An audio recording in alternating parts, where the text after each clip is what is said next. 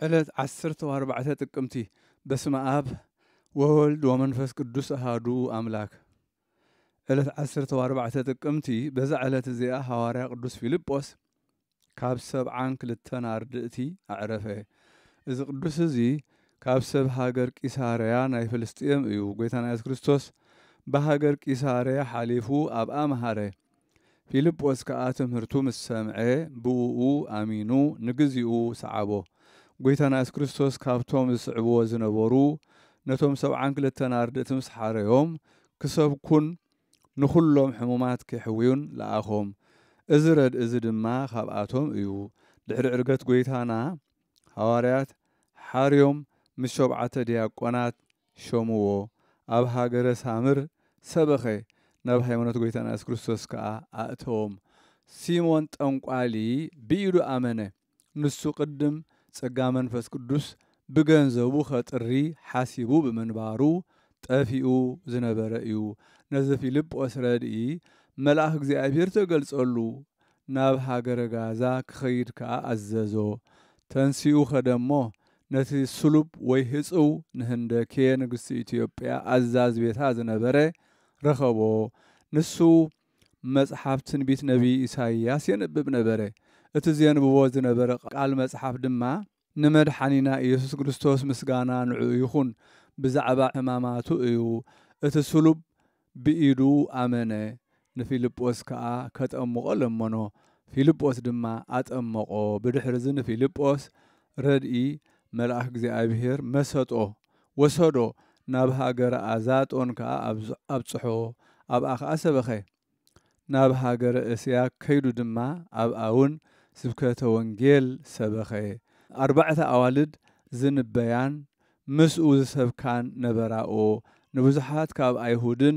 ሳምራውያንን ካብ ኣህዛብን መሊሱ ናብ ሃይማኖት ጌታና ኢየሱስ ክርስቶስ ኣእተዎም። ምስጋና ንጌታ ይኹን። ብሰላም ከዓ ዕረፈ። በረኸቱ ምሳና ትኹን ዘለዓለም ዓለም ኣሜን።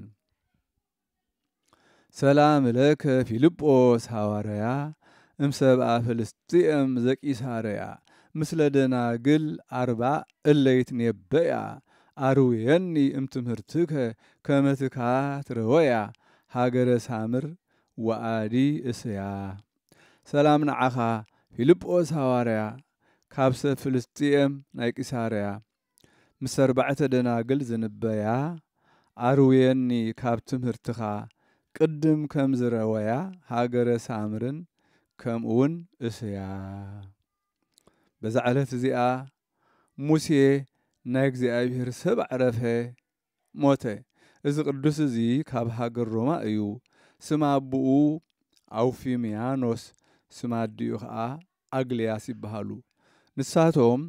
ካብ ኩሎም ናይ ሃገር ሮማ ሃብታማት ኣጸቢቖም ዝሃብቶሙ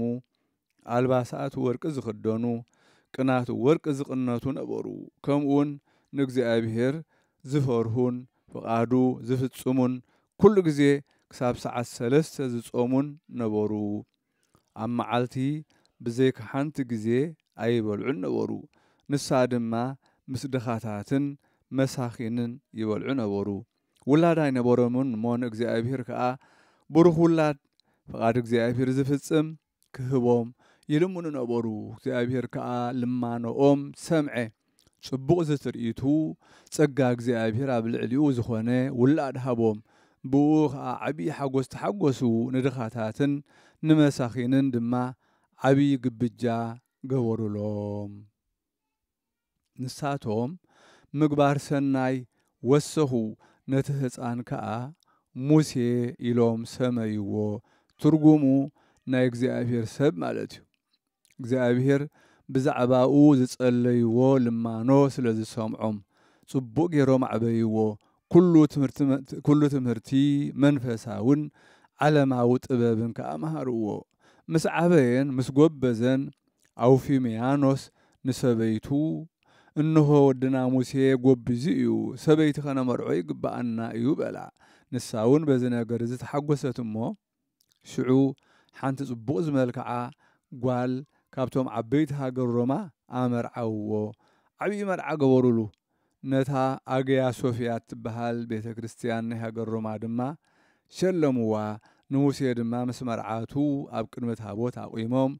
ناي قدوس مرعى ألباسات تخليل ألبسوهم مستيرات قدسات قدوس قربان تقبلهم بسلام نابيتهم أتو أو في ميانوس أبو أنا تعاركو نمرعاوي ناب الدراج حصنوتو نام مرعاتو خاتو نقرو كم تخلو سبز قبرو بمرعاتو حقوس بولو موسى نايكزي أفير سبب كأنا زم السمعي ناب الدراج أتو مو نتاقوار رأيا بتملك عاخا تدنقي نكزي أفير مسقونو بلبخ كم زيلو حسبي زخو ولو صبوق تريد كحل فيو كتفق أيو مريت كخون يبالي نكزي أفير من قد منكس سمعيات كمرحو لمنو نتاقوال سلام نعاقي يخون أو برخ تحبتي إلو إثلبيس وزن برخور ألباساتو أو سيون عاهبا كبر تحوتي عبكر مقويتا ناس كريستوس كساب نراخب ذكرني بلا نزت زاري يخا كاب أوزي عبقم بحري أبزل عدي كساب زبصح من قد دخده ألباساتو ويكداونتو كل شيء شياتو خان دخاتاتن نمساخينن هبوم كم دخاتات بالله كداونتي تخدني كابوتها نابوتها الناخده مقبل منو النابلعي كساب حاج الروحة بصحي ناي قويتانا كريستوس لي أبزلو بيت كريستيان نقص روحة أو جيانوس زل أخو يو أبو آتيو عبكر مسئل إجزتنا مريم صلي كاب آتباريخو نقويتانا كريستوس مسجنو كاب بيت كريستيان وزيو دما مسدخاتاتن مساخينن تحويسو تتصباي مصواتن هبستن كونه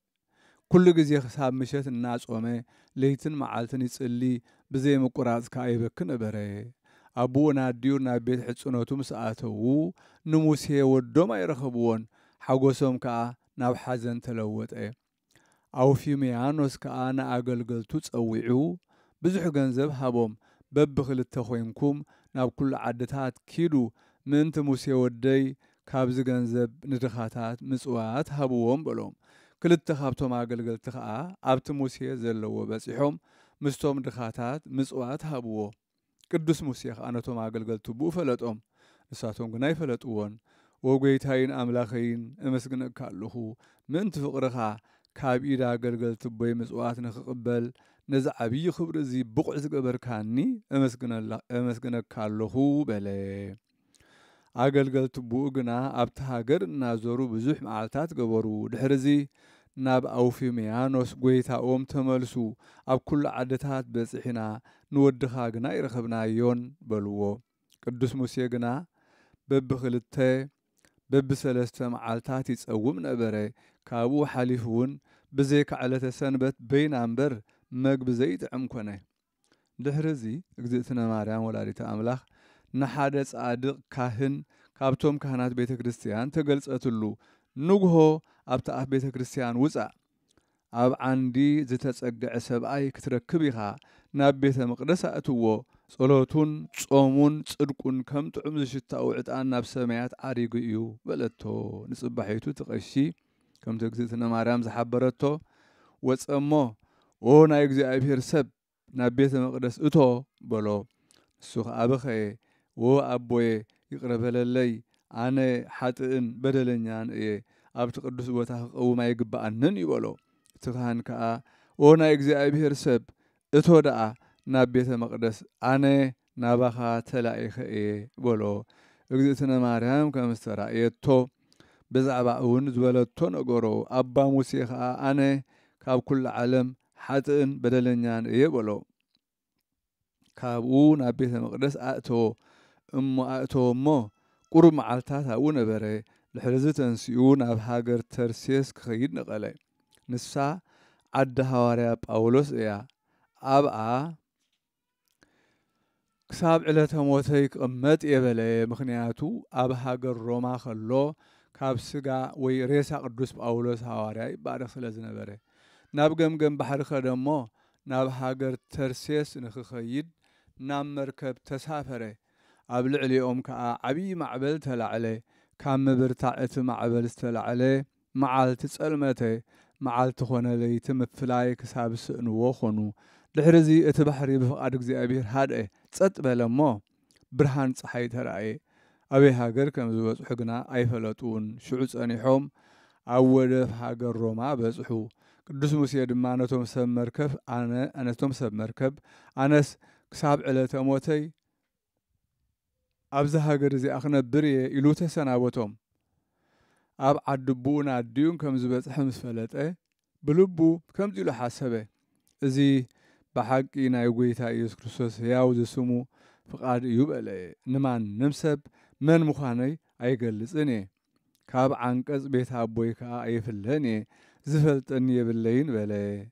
أمن قد خير كله نبو رخبو بزحات حزب عجيبو من أبورو موسيقى قريبو أبو توتحيو خلو لغان فرس أبو حازي وبروخن حيوين زخون كاسب أي እግዚአብሔር ኃጢአትካ ይሕደገልካ ብልብኻ እትምነዮ እውን ይሃብካ ኣነ ጋሻይ ከም ዝኾንኩ ፍለጥ እንተፈቒድካለይ ርፍራፍ ማኣድኻ ከምገብ ግሽነተይ ኮነ ድኽነተይ ርኢኻ እንተደንጊጽካለይ እግዚአብሔር ዋጋኻ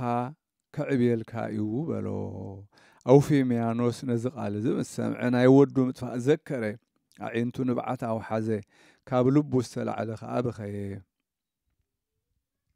ንሙሴ ናይ እግዚኣብሔር ሰብ ከዓ ናብ ገዝኡ ወሰዶ ንኣገልገልቱ ድማ ኣብቲ ደንቢኡ ቀጽሪ ገዛኡ ሰፈር ክገብሩሉ ኣዘዞም ንሳቶም ከዓ ከምቲ ዝኣዘዞም ገበሩሉ መሊሱ ንሓደ ካብ ኣገልገልቱ ንሙሴ ብኩሉ መዋዕለ ህይወቱ ክለኣኹ ኣዘዞ ሙሴ ናይ እግዚኣብሔር ሰብ ድማ ነቲ ኣገልጋሊ ኣተሓወይ ብዘይካ ብዕለተ ሰንበት በይና እምበር ካልእ መዓልታት ዝኾነ ይኹን ዝብላዕን ስተን ከይተምጽኣለይ እልምነካ ኣለኹ ንሳ ድማ ምስጢራተ ቅድሳት ምስ ተቐበልኩ ፍርቅን ጌራን ኩባያ ማይን ጥራይ ይኹና በሎ ከምዚ ኢሉ ኣብ ኣፍ ደገ ገዛ ኣቦኡ ብጾምን ብጸሎትን ተጸሚዱ እናተጋደለ 12 ዓመታት ተቐመጠ እግዚአብሔር ከዓ ካብ ድኻም ዝዓለም ከግዕዞ ደለየ ኦ ሙሴ ሕሩየይ ንስኻ ብፁዕ ኢኻ ክብል ተገልጸሉ ንስኻ ኣነ ዝደልዮ ገበርካ ካብ ሓጎስ ሓዘን ፎቶኻ ምንቲ ፍቕረይ ኢልካ ሃብቲ ገዲፍካ ድኽነት መረጽካ ኣነ ከዓ እብለካ ኣለኹ ስምካ ዝጸውዐ መዘከርተኻ ዝገበረ ኣብ ዕለት መዘከርተኻ ንጥሙይ ዘጽገበ ንጽሙእ ዘስተየ ንዕሩቕ ዝኸደነ ወይ ከዓ መጽሓፍ ገድልኻ ዝጸሓፈን ዘጸሓፈን ኣነ ኣብ መንግሥተ ሰማያት ሰናይ ዓስቢ ክህቦ እየ ኣብዚ ዓለም ከዓ ካብ ኩሉ ክፉእ ክሕልዎ እየ እቲ ጽቡቕ ዝኾነ ድማ ኣይከልኦን እየ በሎ ሕጂ ድማ ወፈታውየይ ሙሴ ናይ እግዚኣብሔር ሰብ ድሕሪ 4 መዓልቲ ንነፍስኻ ካብ ስጋኻ ክወስዳ እየ ምስ ነፍሳት ጻድቃንን ነቢያትን ሃዋርያትን ሰማእታትን ከንብረካ እየ ምስ በሎ ሰማያት ዓረገ ካብ ጎይታ እዚ ምስ ሰምዐን ምስ ረኣየን ኣጸቢቑ ተሓጐሰ ነቲ ዝለኣኹ ኣገልጋሊ ድማ ወረቐትን መጽሓፍን ኣምጽኣለይ ካብ ሕጅስ ካብ ድኻም ከተዕርፍ ኢኻ በሎ እቲ ኣገልጋሊ ድማ በቲ ዝበሎ ዘረባ ተደነቐ ከምቲ ዝበሎ ድማ ወረቐትን መጽሓፍን ኣምጽኣሉ ቅዱስ ሙሴ ናይ እግዚኣብሔር ሰብ ድማ ኩሉ ገድሉ ካብ መጀመርያ ክሳብ መወዳእታኡ ጸሓፈ ኣብ 4ይቲ መዓልቲ ነታ ዝጸሓፋ መልእኽቲ ኣብ ኢዱ ሓዛ ብዕለተ እሁድ ከዓ ዕረፈ ነፍሱ ድማ ናብ ሰማያት ዓረገት መላእኽቲ ጻድቃን ሰማእታት ከዓ ተቐበልዎ ኩሎም ማሕበር ቅዱሳን ነቢያትን ሃዋርያትን ሃሌሉያ ንኣምላኽና ምስጋና ይኹን እናበሉ ናብ ሰማያዊት ኢየሩሳሌም ኣእተውዎ በታ ዕለት እቲኣ ኩሎም ህዝቢ ብግዜ ቅዳሴ ኣብ ቤተ ክርስቲያን ተኣኪቦም ከለዉ ኣብቲ ልዕሊ መሰዊ ዓው ብዝበለ ቃል ከም ዝብል ሰምዑ ንእግዚአብሔር ትእዛዙን ስምረቱን ዝገብሩ ሕያወት ኣገልገልቲ ብፁዓን ዕውታት እዮም ንሳቶም ናብ ናይ ዘለዓለም ሓጎስ ኪኣቱ እዮም ሊቃነ ጳጳሳትን ኤጲስቆጶሳትን ቀሳውስትን ዲያቆናትን ኩሎም ህዝብን ነዚ ቃል እዚ ምስ ሰምዑ ኣጸቢቖም ፈርሁ ኣብ ኩሎም ከዓ ክሳብ ፍጻሜ ጸሎት ቅዳሴ ዓብይ ፍርሃትን ዘደንቕ ራዕድን ወረደ ቅዱስ ቁርባን ምስ ተቐበሉ ኩሎም ምስቶም ሊቃነ ጳጳሳት ቆይሞም نزي مستير زين خجلس اللهم نعقويتنا كريستوس لمنو شعو ننا يجزي أبير سب عبيت أو في ميانوس دليو إنه نفسه ناب إيدك زي أبير أمعك إبيو زبلك على سمعو ذلك أباسات إذا نجر زم السمعي ناو في ميانوس أوعو إذا عبيس أجا أبجا زهاق أمت كله دا سلام تاي زي نجر كاني نحنا بهوته كله بس إحنا يو بركتون متقبلنا بلو أو في ميانوس كا أو قدس هابو رجس أنياء بقدس أولد كاخم تفلت أنس إزخول أمثال زي أبجا زي كم زنبر أي فلت كون بلو لحرزلك أباسات كاهنات كلهم هزبي بمولهم نابيت أو في ميانوس كدمو نموسيه نايجزي أبير سب عريفو مويتو رخبوه اتدبدابيون اتهدبدابيون أبيدو نبرت ذلك أباسات كأنت هدبدابي خابيدو العلا وسدامو أو سمو مالت موسيه بيسكزي أبيهر ود أو في ميانوسن أديوخ أغلياس كساب زبل أبكر مخلو هزبي أنببا أبون هديون زناقرزم السمعو مرير بخيات بخيو لحرزت لك أباسات بلبس ديباغات غنزو تشكي ممكن بيت كريستيان وسدوه كلهم كهناتن هزبن بوخ بارخو أبيت مقدس عنبروه شعو كلهم حمومات حنكاسات عقورات ناو مسو كلهم كأبت قدس قاو تباريخهم كاب حمامهم تفوسو سبات مسبوزحو أبو فرهي مخنياتو خدافة أبو خبلو نتسقاو وينتريساو خاب تعارات كيز دفوو نتو ما قلقلتي أبتو قول جنزب كدربي موشعو نابتريساو ممسا قديفهم نابت جنزب نخخودو كو مسقبورو دما ولا حدو كايت ملسن بدحرزي نايز قدس ريسا أبتا عباي ناي بيدروسن باولوسن بيتا كريستيانا نبروو كابسقاو دما عبيتي تأمراتن منكراتن تقبري عوراتي رئيو حنكاساتي خدو صموماتي سمعو لمس أماتي نزهو أغانن تزنبرووم دما يوصو نبورو صلوتون بركتون مسانا يخون نزل عالم أمين سلام إبل زسرقو مرعاهو قدفه وإلتها منفس تعزفه موسي أطرئ نصحا دنقلنا تروفه هابا أمد ورق زلائلو سمو تصفه بيروساليم لهادير ركيبو مقرافه سلام بل شلمات مرعاو نزقدفه قنات منفسون زتونزفه موسي أطرئ نصحا دنقلنا بزح تروفه عب لعل زلو عند ورقي سمو تصحفه أب يروساليم منقصة سمايات نمحدار رخيبو معرفي رخيبو مقرافه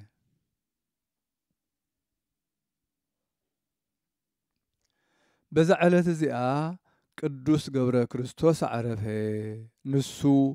ودت يودوسيوس مفكر እግዚአብሔር እዩ አዲኡ ኸዓ ሕያወይቲ ፍርሃት እግዚአብሔር ዝነበራ እያ ንሳቶም ውላድ ብዘይምህላውን ይሓዝን ነበሩ ናብ ኢየሩሳሌም ከይዶም ከዓ ንእግዚአብሔር መብፅዓ ተመባፅዑ እግዚአብሔር ከዓ ጸሎቶም ሰምዖም ወዲ ድማ ሃቦም ዓብደል መሲሕ ኢሎም ከዓ ሰመይዎ እዚ ማለት ከዓ ገብረ ክርስቶስ ማለት እዩ ዘሎ ዝኾነ ትምህርቲ ከዓ መሃርዎ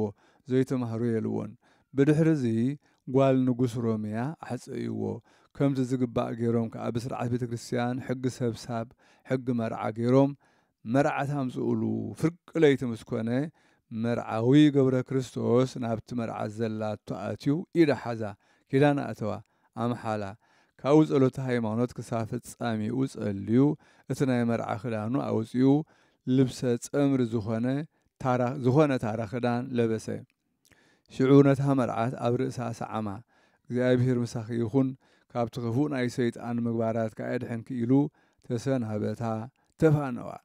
شعون السابخيت وقويت هاي نبي إخا تخيد نعيك نمن كتقد فني إخا أبلتو نعاخي عبيد እግዚአብሔር قد فكله عن خريستوس كسعبوك خيدي إزمن قسنا يبوي حلافي يبلا السخخاء محلخ ذكري بلا مو نزي سميعة إننا نبعد سقبلت مخنياتو اتي مسؤوزاتو التخيدانن محلان ዘከረት ንሱ ከዓ እቶም ናብ መርዓ ዝተዓደሙ ደቂሶም ከለዉ ብለይቲ ወፂኡ ናብ ርሑቕ ሃገር ከደ ኣብ ገምገም ባሕሪ በፅሐ ነጋዶ ወይ ከዓ ገያሾ ረኸበ እሞ ንሳቶም ከዓ ምስኦም ወሰድዎ ምስ ወግሐ ስድራ ቤቱ ኣብቲ ቤት ሕፅነቱ ኣይረኸብዎን ወለዱ ከዓ ነታ መርዓት ወድና ደኣበያ ኣሎ ኢሎም ሓተትዋ ንሳ ከዓ ለይቲ ናባይ መፂኡ ኪዳን ኣእትዩ ኣምሒሉ ርእሰይ ስዒሙ ካባይ ወፂኡ እዩ ኣነ ከዓ እኒኹ እናበኸኹ በይነይ ሓዲረ በለቶም እቲ ዝበለቶም ምስ ሰምዑ ብገጾም ናብ ምድሪ ወደቑ በኸዩ ዓብዪ ገዓር ገዓሩ 500 ኣገልገልቲ ንኽደልይዎ ለኣኹ ክሳብ መንገዲ 1 ዓመት ከም ዝኸዱ ገበሩ ብዙሕ ገንዘብ ወርቅን ብሩርን ንድኻታት ምጽዋት ዝኸውን ድማ ሂቦም ሰደድዎም ቅዱስ ገብረ ክርስቶስ ከዓ ሃገር ኣርማንያ በጽሐ ኣብኡ ከዓ ብስም እግዝእትነ ማርያም ዝተሃንጸት ዓባይ ቤተ ክርስቲያን ነበረት ንሱ ድማ ኣብኡ ብጸሎት እናተጋደለ ተቐመጠ ካብቶም ናይ ኣቦኡ ልኡኻት 2 ኣብኡ በጺሖም ብዛዕባኡ ሓተቱ ግና ናቱ ዜና ኣይረኸቡን ኣብኡ ከዓ ንድኻታት ምጽዋት ዓደሉ ንሱ ከዓ ካብ ኢድ ኣገልገልቲ ብኡ ምስቶም ድኻታት ምጽዋት ተቐበለ ኣብኡ ከዓ 15 ዓመት ተቐመጠ ድሕሪኡ እግዝእትነ ማርያም ንሓደ ካህን ተገልጸትሉ ናይ እግዚኣብሔር ሰብ ምሳኻ ውሰዶ እሞ ሰፈሩ ኣብ ውሽጢ ቤተ መቕደስ ይኹን በለቶ ንሱ ድማ ከምቲ ዝኣዘዘቶ ገበረ እቶም ደቂ ዓዲ ናይዚ ቅዱስ ዜናኡ ምስ ሰምዑ ኣንቲ እመቤተይ ንምንታይ ደኣ ሕቡኣተይ ገለጽ ክለይ በሊ ሕጂ ከዓ ናብ ዝሓሸ ምርሕኒ በላ እዚ ምስ በለ ስእሊ ቅድስት ድንግል ማርያም ተሳሊሙ ብለይቲ ወፂኡ ኸደ ኣብ ገምገም ባሕሪ በጽሐሞ መርከብ ረኺቡ ናብ ካልእ ሃገር ክኸይድ ኢሉ ኣብታ መርከብ ተሳፈረ ብፍቓድ እግዚኣብሔር ከዓ ናብ ዓዲ ብኡ ኣተወ ኣብ ኣፍ ደገ ገዛ ብኡ ድማ ማንም ከይፈለጦ 12 ዓመታት ተቐመጠ ናይ ኣቦኡን ኣዲኡን ኣገልገልቲ ከዓ ኣሸገርዎ ጻሕሊ ድስቲ ምስ ተረፍ መረብ ሓጺቦም ይኽዕሉ ነበሩ ከምዚ እናገበሩ ኣብ ልዕሊኡ ብዙሕ ስቅያት ፈጸሙ ገብረ ክርስቶስ ከዓ ነዞም ኣገልገልቲ ቦይ በደል ከይኮኖም ወጎይታይ ናባኻ ውሰደኒ በለ ሽዑ ጎይታ ተገልጸሉ እሞ ኪዳን ኣተወሉ ካብ ብዙሕ ድኻም ከም ዘዕርፎ ከዓ ገለጸሉ ሽዑ ነቲ ዘገልግሎ ፀዊዖ እሞ ኣተሓወይ ወረቐትን መጽሓፍ ከዓ ቀለምን ባምጽኣለ ይበሎ ንሱ እውን ኣምጽኣሉ መንፈስ ቅዱስ ከዓ ኩሉ ተጋድሎኡ ካብ መጀመርታ ክሳብ መፈጸምታኡ ኣጽሓፎ ነታ ጽሕፍቲ ድማ ኣብ ኢዱ ዓሞኻ ጨበጣ ቅድስ ነብሱ ድማ ናብ እግዚኣብሔር ሃበ በታ ዕለት እቲኣ እቶም ህዝብን ሊቀ ጳጳሳት ኤጲስቆጶሳትን ኩሎም ህዝብን ኣብ ቤተ ክርስቲያን ተኣኪቦም ከለዉ ካብ ሰማይ ንናይ እግዚኣብሔር ሰብ ኣብ እንዳ ቴዎዶስዮስ ንጉስ ድለይዎ ዝብል ቃል ሰምዑ ሽዑ ሊቀ ጳጳሳት ናብ እንዳ ንጉስ ከምዚ ኢሉ ለኣኸ ሓደ ጻድቕ ሰብ ሎሚ ዝዓረፈ ኣብ ገዛኻ ያኢሎ ብዛዕባኡ ካብ ሰማይ ቃል ሰሚዕና ኣሎና በሎ ንጉስ ከዓ ነዚ ሰሚዑ ንኣገልገልቱ ሓተተ ካብቶም ኣገልገልቲ ንጉስ 2 ንናይ እግዚኣብሔር ሰብ ክሳብ መዋዕል ህይወቱ ከገልግልዎ ዝኣዘዞም መጺኦም ብዛዕባኡ ከም ዝዓረፈ ነገርዎ እሞ ጻድቕ ከም ዝነበረ እውን ኣዘንተውሉ ንጉስ ከዓ ነቲ ሊቀ ጳጳሳት እቲ ካብ ሰማይ ዝተዛረቦ ቃል ሓቂ ከም ዝኾነ ነገሮ ሽዑ ሊቀ ጳጳሳት ምስቶም ሰዓብቱን ምስ ኩሎም ህዝቡን ኮይኑ ናብ ቤት ንጉስ መጹ እሞ ነቲ ናይ እግዚኣብሔር ሰብ ኣዕሪፉ ሞይቱ ረኸብዎ ኣብ ኢዱ ከዓ ጥቕልልቲ ወረቐት ረኸቡ ካብ ኢዱ ክወስድዋ ደለዩ ግና ምውሳዳ ሰኣኑ ናብ ጐይታ ጸለዩ እሞ እታ ኢዱ ተዘርግሐት እቲ ሊቀ ጳጳሳት ከዓ ልዒሉ ኣንበባ ንሱ ከዓ ወዲ ንጉስ ከም ዝኾነ ፈለጠ እሞ በኸየ ንንጉስ ከዓ ሃቦ ንጉስ አንቢቡ ምስ ሰበይቱ ወዶም ከም ዝኾነ ፈለጡ በኸዩ ኣእወዩ ዓብዪ ብኽያት በኸዩ መርዓቱ እውን መጺኣ በኸየት ባሮቱ እውን መሪር ብኽያት በኸዩ ኣብ ቤት ንጉስ ዓብዪ ብኽያት ኮነ ድሕሪዚ ኣልዒሎም ናብ ቤተ ክርስቲያን ወሰድዎ እሞ ቀበርዎ መቃብሩ ከዓ ሕሙማት ዝሕቡ ኾነ ካብቲ መቃብሩ ዘይቆጸሩ ተኣምራትን መንክራትን ተገልጹ ጸሎቱን በረኸቱን ምሳና ይኹን نزل عالم عالم آمين. سلام لجبر كريستوس انت عندي عبالو بديدي أبوه أكلبت اسكنه لحاسو قسلو عرف يوم لإግዚአብሔር كما سألو امنا أكبر ستكوننو وامنا آئمات تسألو امدرفت سامة وسلت أكلو. سلام نجبر كريستوس نزد كي أبالو أكالاتو أبالو أبدن ببو خسابة خلابات زلعسو قسلو لومي أعرفه نግዚአብሔር كم زلمنو كم زسألو خابا قلقلتي سكيات كاب باروتون صلعات تسألو مسفت أمن مس أسلتن كله بزعلت زيا نايك دوس أبونا أباز ميكائيل أرغاوي زتسميه مذكرتاو إيو إذا قدوس زي نتوم أقلقلت እግዚአብሔር مراحز خونم إيو ጭራ ወይ መላልስ ተመንሒዙ ናብ ቅድስ ደብረ ዳሞ ደየበ አቡ ኸዓ ዝማሳሰሎ ዘይብሉ ዓብይ ገድሊ ተጋደለ ካብ እግዚአብሔር ድማ ስሙን ዝጽውዕ ዝኽሩን ዝገብር ኪዳን ተቐበለ ድሕሪዚ ንደቁ ካብ ቤት ጳኩሚስ አቡኡ ዝተማህሮ ሕጊ ስርዓት ምንኩስና አቂሙ ብጸጋ እግዚአብሔር ካብ ገጽ ሞት ተኸወለ ተሓብአ ጸሎቱን በረኸቱን ምሳና ይኹን ዘለዓለም ዓለም አሜን። ሰላም ለዘሚካኤል ዘተሰሚ አረጋውየ እስመ ሁረቱ ጥበብ ወፍናዊ ሁኒ ልባውየ ምስሌሁ ህቡረ ዘበአሃዱ ህላውየ ወሰላም ለቅዱሳን ዘተሰናአው ስንአውየ ከመ በጸሎቱ ይስአሩ መስገርቶ ለአርዌ ሰላም ለዘሚካኤል ዘተሰሜ አረጊት አረጋውየ አካይዳኡ ጥበብ መገዱን ልቦና ልባውየ ምስቶም ሓቢሮም ዝነበሩ ብሓደ ህላውየ ንቅዱሳኑን ሰላም ዝተሰማምዑ ስምምዕ ስንአውየ ብጸሎቶም ክስዕሩ መንግስቱ ንሰይጣን ነአርውየ በዛ ዕለት እዚኣ ንመራክዋ ዱማቴዎስ እምራይስን ምስኦም ውን 431 ሰማዕታት መዘክርታኦም እዩ ጸሎቶምን በረኸቶምን ምሳና ይኹን ንዘለዓለም ዓለም አሜን።